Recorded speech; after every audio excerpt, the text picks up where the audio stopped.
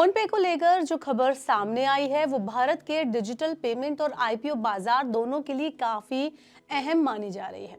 ताजा जानकारी के मुताबिक यूपीआई पेमेंट की सबसे बड़ी कंपनी फोन पे को 20 जनवरी को मार्केट रेगुलेटर सेबी से आईपीओ की मंजूरी मिल गई है। यानी अब फोन पे के शेयर बाजार में उतरने का रास्ता लगभग साफ हो चुका है।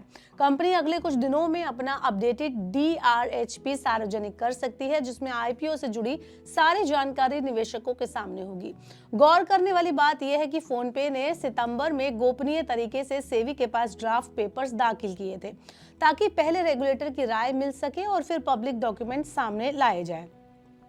इस आईपीओ के जरिए फोन पे की वैल्यू करीब 15 अरब डॉलर आंकी जा रही है। कंपनी इस इशू से करीब 12,000 करोड़ रुपए जुटाने की तैयारी में है। ये पूरा इशू ऑफर फॉर सेल हो सकता है, यानी इसमें कंपनी को सीधे पैसा नहीं मिलेगा, बल्कि मौजूदा शेयरधारक अपनी हिस्सेदारी का कुछ हिस्सा बेचेंगे। इसका मतलब ये हुआ कि आईपीओ के बाद फोन पे की जो बैलेंस शीट है उसमें नई पूंजी नहीं आएगी, लेकिन शेयरधारकों को बाहर निकलने का मौका मिलेगा।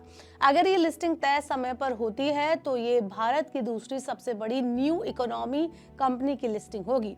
इससे पहले 2021 में पेटीएम का आईपीओ आया था, जिसकी वैल्यू कंपनी 20 अरब डॉलर बता रही थी, और आपको बता दें कि इशू साइज इसका लगभग 18,000 करोड़ रुपए का था। वहीं स्विगी ने 2024 में आईपीओ लाकर करीब 11,300 करोड़ रुपए जुटाए थे।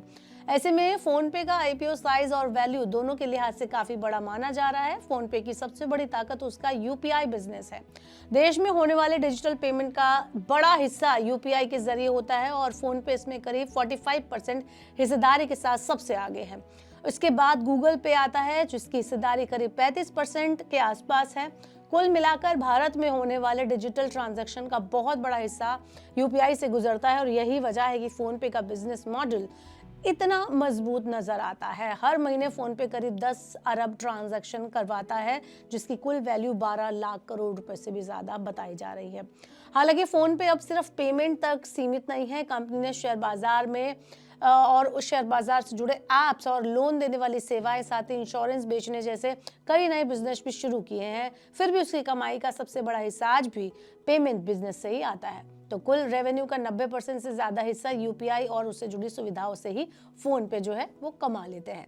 यही वजह है कि निवेशकों की नजर में फोन पे की पहचान आज भी एक मजबूत पेमेंट कंपनी के रूप में बनी हुई है। इस आईपीओ में वॉलमार्ट, टाइगर ग्लोबल और माइक्रोसॉफ्ट जैसे बड़े निवेशक अपनी हिस्सेदारी का कुछ हिस्सा बेच सकते हैं। माना जा रहा है कि इन तीनों की मिलकर करीब 10% हिस्सेदारी बाजार में आएगी। इस बड़े आईपीओ के लिए Kotak Mahindra capital, city Morgan Stanley और जेपी मॉर्गन जैसे दिग्गज निवेश बैंक सलाहकार की भूमिका निभा रहे हैं, जो करीब 15 अरब डॉलर की वैल्यूएशन को लेकर काम कर रही है। अगर पिछले कुछ सालों के फिनटेक आईपीओ पर नजर डालें तो तस्वीर मिली जुली दिखती है। पेटीएम का आईपीओ तो बड़े जोश के साथ आया था, लेकिन लिस्टिंग के बाद उसकी वैल्यू काफी गिर गई। दूसरी तरफ ग्रो और पीबी फिनटेक जैसी कंपनियों ने बाजार में बेटर परफॉर्म किया और निवेशकों का भरोसा जीता। पाइन लैब्स का आईपीओ भी ठीक ठाक सब्सक्राइब हुआ और उसके बाद बंद हुआ। ऐसे में फोन पे का आईपीओ उस बात की ओर इशारा कर रहा है और बता रहा है कि ये एक परीक्षा होगी कि निवेशक आज के टाइम में बड़े फिनटेक ब्रांड को किस नजर से देखते हैं।